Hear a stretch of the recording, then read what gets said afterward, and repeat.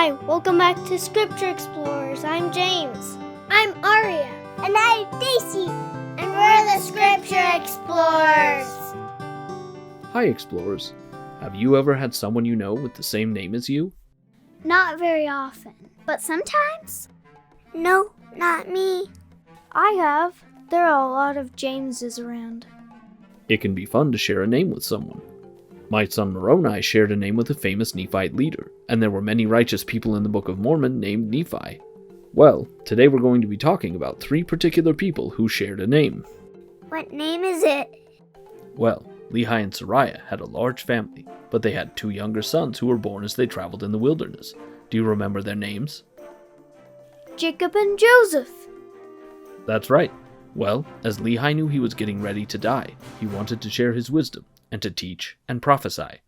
He had spoken with many of his children already, but now he spoke directly to his son Joseph. He spoke of 2 important people who shared the name of Joseph with him. Any guesses who they were? Oh, there was a Joseph in the Old Testament.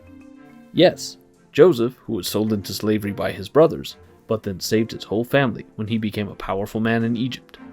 We learned from Lehi that this Joseph had a vision where he saw the Nephites. He learned that the Lord would raise up a great nation from his descendants. That Joseph also saw the 3rd Joseph that we will talk about. This 3rd Joseph lived thousands of years after Joseph in Egypt. Who do you think that might be? Joseph Smith? That's right. He saw in vision that Joseph Smith would come, and he saw the great work that would happen in your time. That's really cool. This is what Lehi taught to Joseph. After this, he called in Laman and Lemuel's children. He promised them that God would be merciful to them and their children, grandchildren, and so on. Even though Lehi could see that Laman and Lemuel would lead them away from God, he also knew that God loved them.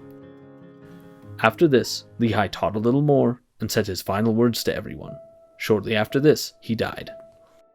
Aw, that's sad. It was hard on the family, but it was only a short time later that the family began to fall apart. What happened?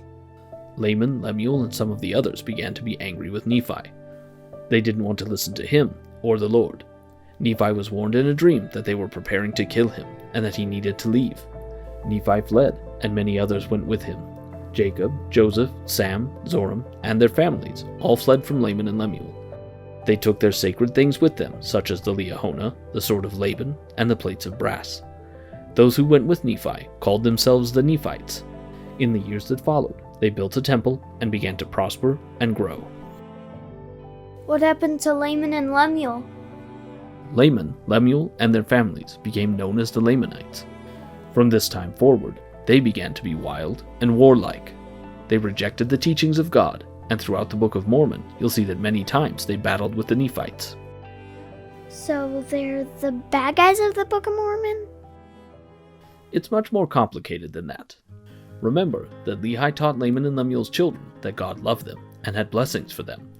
Through the book, there are times when the Nephites are righteous and times they are wicked, and the same is true for the Lamanites. It may surprise you to learn that some of the greatest heroes of the Book of Mormon are Lamanites. The Book of Mormon teaches us that it is up to each of us to choose who we will be and if we will obey the commandments. This is something important to remember as we study the rest of the Book of Mormon.